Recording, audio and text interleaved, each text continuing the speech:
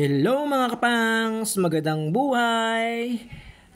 Today's video is mga kapangs, yung request ng ating isang followers, chicken na fritada. Isaute po muna natin yung carrots, isunod na rin po natin yung patatas. Para po sa akin mga kapangs, at least kahit i-half cook mo lang yung mga patatas sa carrots, kasi po matigas yan. Pag isinabay mo mamaya yan sa karne, baka malabsak o madurog-durog. Naglagay na rin po ako ng asin dyan para pampalasa. At mamaya susunod ko na rin po yung paminta. Ayan po mga kapangs. At saka mekos-mekos lang natin yung mga kapangs hanggang siya ay lumambot o kahit mga half cook lang. Shoutout nga po pala kay Lucky Alcuran ng Villa Rosario. Sa gusto pong magpa-shoutout, comment down below lang po kayo para po next video is mabati na po kayo. Ayun na mga kapangs, iset aside lang po natin yung niluto nating carrots sa patatas. At sa ngayon naman po, magigisa naman po tayo ng bawang. Ayan po. I-golden brown daw para mas maganda. Di ko alam sa kanila kung bakit kailangang i-golden brown. Susunod na rin natin mga kapangs yung sibuyas.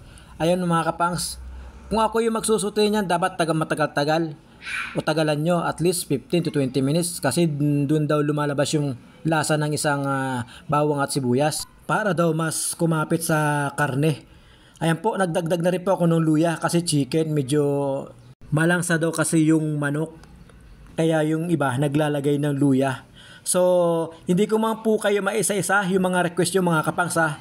Pero, paantabay lang po, paantay-antay lang. Gagawin ko po yung request nyo as long as kaya ko po at kaya po ng budget ko. Ayan na nga po at isunod ko na rin po yung karne. Yan na po yung manok. Yung pinili ko palang karne mga kapangs is yung legs. Hinati ko lang po sa gitna. Ayan po. Kulang-kulang po 1 kilo yan mga kapangs. Ayun po mga kapangs, halu-haluin lang po natin yan hanggang sa kumapit yung bawang sibuyas na sinusutay natin ngayon. Ayun po, maraming salamat sa nag-request. John Fred Abergas po, from Australia. Salute sa iyo idol ha. Kaya po yung iba, kung may gusto po kayong ipaluto, comment down below lang po. Ayan na po, ilalagay na po natin yung tomato paste. Halos 1 pack po yan. Bahala na po kayong magtansya kung ilan po ilalagay nyo. Susunod na rin po natin yung tomato sauce. Ayan po, 1 pack din po yan. Yun na po yung bahalang tumansya. Para po sa akin, okay na yan, pang 1 kilo po. At ito na po, isusunod na rin po natin yung patis. Isa po sa mga pampaalat po natin. At hahaluin lang natin itong mga kapangs ng bahagya. Para yung tomato sauce, tomato paste is kumapit sa karne niya. At maya maya lang mga kapangs, magdadagdag din po ako dyan ng asin. Pampadagdag po ng lasa. Depende na rin po sa inyo kung gusto nyo lagyan ng asin. Naglagay na rin po ako ng paminta.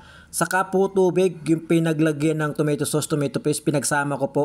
Ayan po. Pakukuluan ko lang yan, tatakluban ko lang yan mga kapangs. Kuluan nyo lang mga kapangs kahit 15 to 20 minutes. Eto na siya, kumukulo na. Medyo malapot na, laputan pa natin lalo. Maglalagay din po pala ako ng asukal dyan. Panimbang sa lasa. Depende na po sa inyo kung gusto nyo. Ito pa po, isa pa rin pong pampalapot, pampalasa. Rino po, kung kayo po magluluto, huwag nyo na pong tipidin yung sarili nyo.